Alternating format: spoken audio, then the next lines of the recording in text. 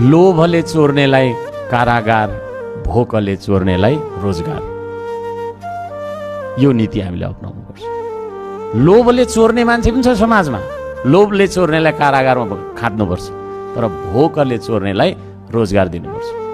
भोकले पनि चोरिरहेको होला नि त यहाँ मान्छे। जबसम्म हामीले चाहिँ आर्थिक उन्नति गर्दैनौँ, जबसम्म हामीले सबैलाई रोजगारी दिने, सबैलाई यही देशमा चाहिँ गरी खाने वातावरण बनाउँदैनौँ, तबसम्म अपराधहरू भइरहन्छ। बाध्यताले अपराध भइरहन्छ, बाध्यताले मान्छेले चोरिरहेको होला।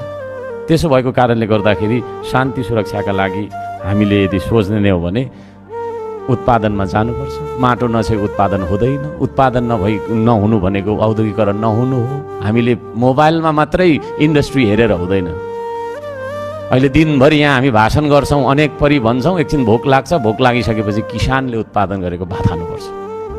अनि त्यो किसानको लागि चाहिँ हामीले कति पैसा छुटाउँदैछौँ प्रश्न गर्न चाहन्छु।